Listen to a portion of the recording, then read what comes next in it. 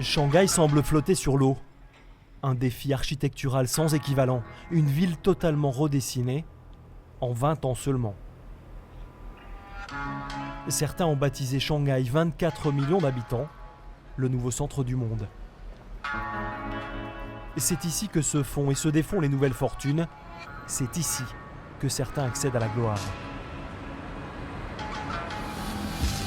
En cette fin d'après-midi, ils sont plusieurs milliers à patienter dans ce parc de Shanghai. La sono chauffe l'ambiance, ses fans sont venus assister au concert de l'une des plus grandes stars de la chanson chinoise. La voici enfin, elle s'appelle Shang Wangjie. Cette chanteuse de 32 ans, excentrique à souhait, on l'a surnommée la Lady Gaga chinoise. Bonjour. Elle fait la une des plus grands magazines de mode, truste les premières places dans les charts musicaux. Certaines de ses chansons ont été téléchargées plusieurs centaines de millions de fois. Et son succès provient aussi de son prénom, terriblement tendance en Chine. Mais j'ai un prénom français, c'est Laure. Ouais. J'ai un côté un peu French. Je parle français. Mais parce que le fait de pouvoir parler français, c'est quand même un peu particulier. Pas très courant parmi les artistes chinois. Ça participe à votre charisme ? Ouais. Laure a étudié en France. Aujourd'hui, elle entretient ce côté glamour en chantant parfois en français. Et ses fans raffolent de cette différence. Je l'ai, j'ai une photo. Vas-y, va voir, elle est là, elle est partie.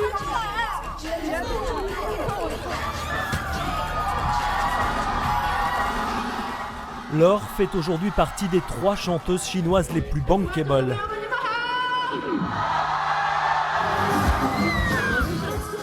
Les marques françaises ne s'y sont pas trompées, elles représentent des couturiers prestigieux et d'autres marques de luxe. Son glamour et son extravagance ont contribué à faire de la France une marque qui se vend.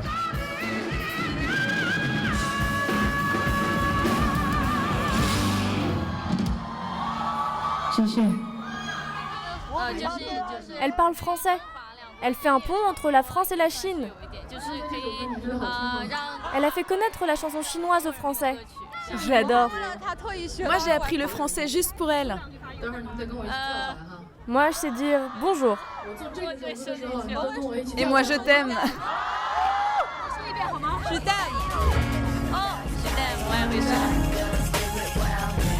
Cette histoire d'amour entre notre pays et Shanghai, elle ne date pas d'hier. Pendant près d'un siècle, la France a même administré tout un quartier de la ville, la Concession française.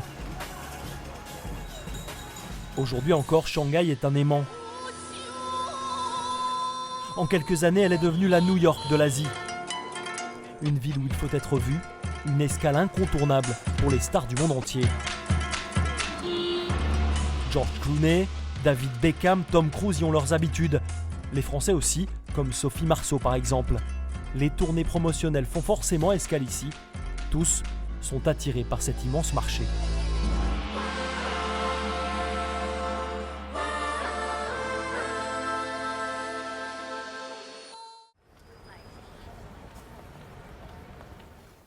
Ça a été le cas d'Olivier Chouvet.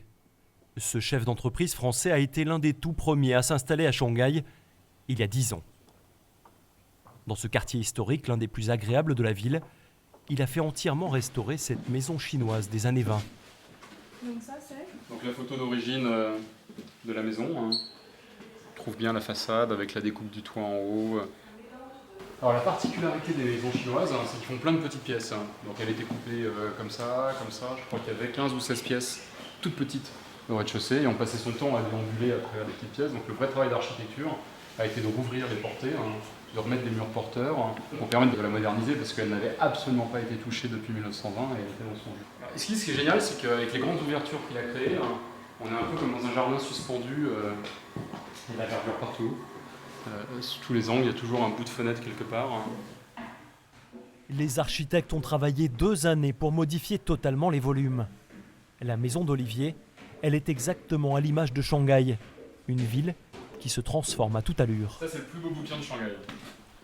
C'est le fils qui s'est remis exactement au même endroit où se postait le père pour reprendre la même photo, Et donc, il y a en général, là, à gauche, on est en 87, à droite, on est en droite à 2004. Hein. Alors, c'est ce qui est vraiment dingue. Ça, c'est 87, il n'y a strictement rien. À droite, c'est 2004. Hein.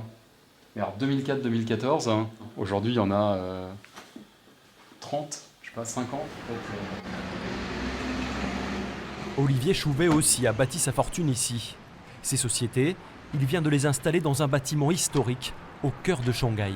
Le drapeau en haut des 50 ans de la reconnaissance de la Chine par la France avec le drapeau chinois, dont on est très fiers parce que je la trouve magnifique.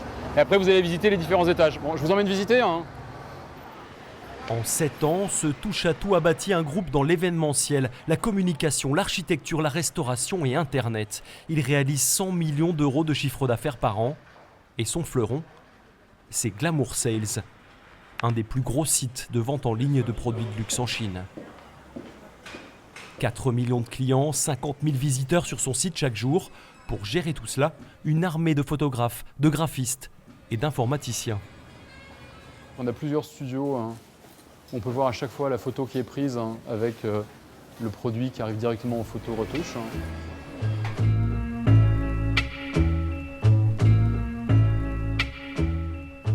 Dans les 14 studios d'Olivier, défilent les modèles qui vont séduire les Chinoises, ceux de grandes marques de prêt-à-porter françaises.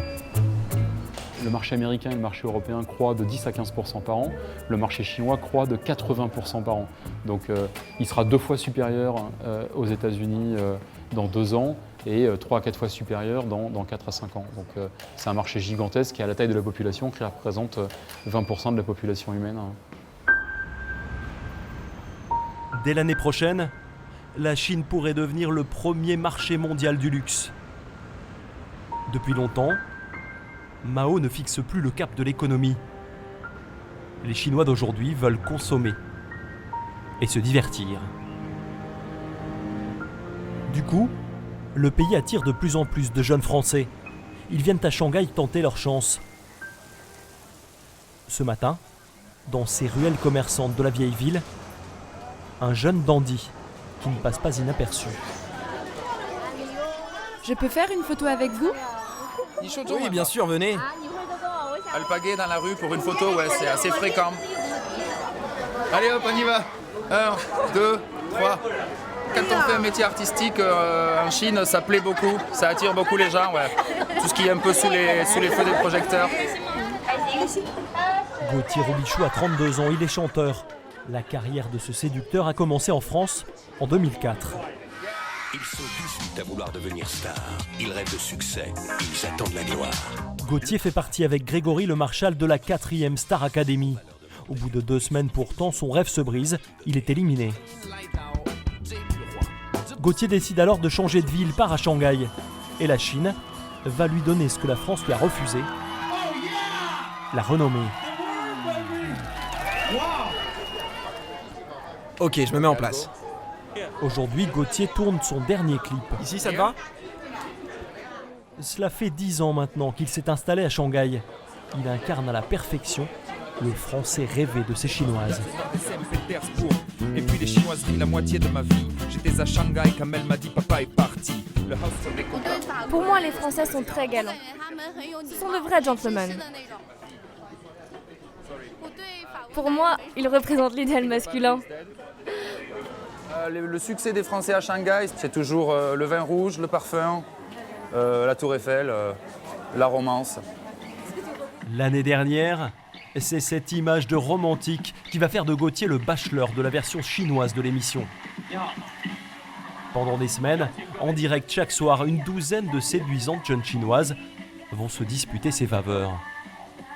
Gauthier a définitivement conquis le cœur des Chinois. Dans son dernier clip, il raconte ses souvenirs de la France. Autant d'histoires de cette vie d'avant qui vont une nouvelle fois séduire Shanghai. J'avais 12 ans dans mon village, la vie était ce qu'elle était. Les parties de cartes au café l'hiver, la pétanque l'été. Il y avait les Espagnols, les Polacs au bal des vendanges, la belle époque. Shanghai, la France, les liens sont forts. Au point que la ville semble parfois prendre des airs du vieux continent. Dans la concession française en particulier, là où s'est installé un autre entrepreneur français, Franck Pécole. Chaque matin, il fait la tournée de ses restaurants. C'est vraiment un quartier que j'habite moi depuis maintenant pas mal d'années. C'est un vrai lifestyle, hein, ce quartier est vraiment très agréable. On a un peu l'impression d'être dans le sud de la France. Les arbres, cette ambiance un peu relax, les patios. J'ai fait l'ouverture du bistrot en premier, ensuite la pizzeria et ensuite le Petit Franck. Sur une identité française.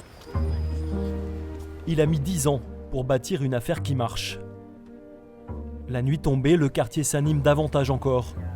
C'est l'heure où les Shanghaïens poussent la porte du Petit Franck. C'est le restaurant gastronomique de Franck Pécole, une centaine de couverts chaque soir, une clientèle chinoise fidèle au menu de la cuisine française traditionnelle. Bonsoir, vous allez prendre quoi ce soir? I love the bœuf bourguignon, but they don't have it here. L'ambiance est vraiment sympa. C'est détendu, on se croirait à Paris. C'est très spécial ici. Ça ne ressemble à rien d'autre à Shanghai. Je me sens presque à l'étranger, comme si j'étais en voyage. Ce que Franck propose à ses clients ici, c'est de les transporter au cœur du vignoble français. La cave, on a quelques bouteilles.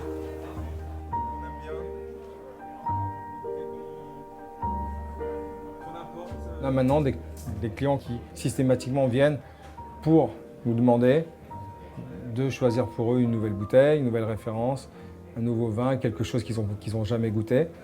On a une clientèle chinoise aisée qui vient dîner de temps en temps et ils aiment se faire plaisir. Voilà, Richebourg 2002. Bon. Elle a combien ceci par exemple? Qui a 17 000 RMB, un truc comme ça peut-être. Plus de 2000 € pour cette bonne bouteille de Bourgogne. Pour les nouveaux millionnaires chinois, c'est encore un rêve accessible.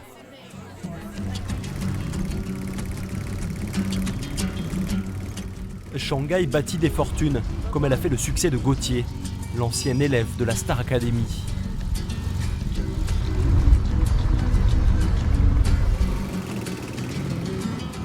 En cette fin de journée, il a rendez-vous avec des amis, dans l'endroit le plus huppé de la ville, le Ritz-Carlton. C'est ici que descendent les stars de passage à Shanghai. Au 58e étage, le bar de la terrasse panoramique offre le plus beau et le plus haut point de vue sur la skyline de Shanghai. Et Gaultier y a ses habitudes. Et toi là? Ah, champagne? Aujourd'hui, avec ses amis, Gaultier a un peu l'impression de boire du champagne sur le nouveau toit du monde. Et là, Shanghai, oui, Shanghai est à nos pieds, on peut dire. C'est pas mal, j'aime beaucoup cet endroit. Je ne veux pas comparer ça au rêve américain, mais c'est un peu le rêve chinois, ouais. C'est ici, c'est ça. Le rêve, il se trouve aussi juste sous les pieds de Gaultier, quelques étages plus bas, en dessous de la terrasse. Nous allons découvrir le joyau de l'hôtel. Bienvenue au Ritz-Carlton Shanghai Pudong. Je vais vous montrer la Ritz-Carlton Suite. S'il vous plaît, par ici. It's a massive, C'est une suite immense. Elle fait plus de 400 mètres carrés pour 2 personnes. C'est donc vraiment pour les visiteurs les plus fortunés de Shanghai. Un salon de 60 mètres carrés, des œuvres d'art et surtout, le jacuzzi privatif avec vue panoramique sur la ville. Pour avoir le bonheur de passer une seule nuit ici, il faut débourser 15 000 €. On a des acteurs, des chanteurs, des chefs d'État européens en voyage officiel en Chine. C'est la plus belle chambre de l'hôtel.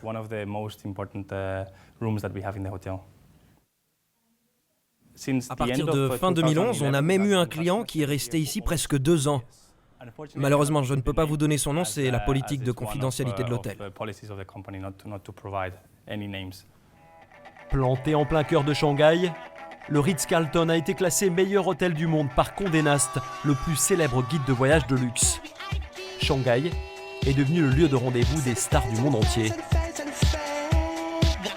Et quand la nuit tombe, elles ont rendez-vous sur la plus célèbre des avenues de la ville. Shanghai ne dort jamais. Unico, c'est le nom du bar qu'Olivier Chouvet a ouvert il y a 2 ans. Hey Olivier, comment ça va? Ça va et toi? Tu es très beau. Ce soir, il est plein comme d'habitude. Ce bar, c'est l'un des plus chers et l'un des mieux placés de Shanghai. Les loyers ici peuvent dépasser les 100 000 € par mois. Dans ces soirées, on croise tous les VIP de la ville, comme cette jeune actrice qui rentre de voyage. Là, je rentre de France, j'étais Au Festival de Cannes. Où j'étais en fait invitée par le festival. On a fait le tapis rouge pour le film de Marion Cotillard. Okay. Et on nous a présenté aussi un petit court métrage que j'ai fait. Unico est devenu incontournable pour les people de Shanghai, peut-être grâce au savoir-faire de ce Français. Le prix reçu hier du bar de l'année 2014 à Shanghai par le magazine City Weekend. On avance quoi. Et bravo les garçons. Non, mais... On a le sentiment en étant en France que tout existe. Donc se dire si je fais quelque chose, de toute façon, il y a déjà quelque chose d'existant, de comparable, alors qu'ici on a l'impression que tout manque. Donc on part avec le sentiment de waouh, ça y a pas, ça y a pas, ça y a pas, ça y a pas. Ce soir, on trinque déjà au succès à venir. Shanghai ressemble de plus en plus à une grande capitale internationale, mais ici, on peut encore rêver à une success story. La ville s'est offerte en tout cas à ces entrepreneurs français, ces audacieux qui ont tenté l'aventure.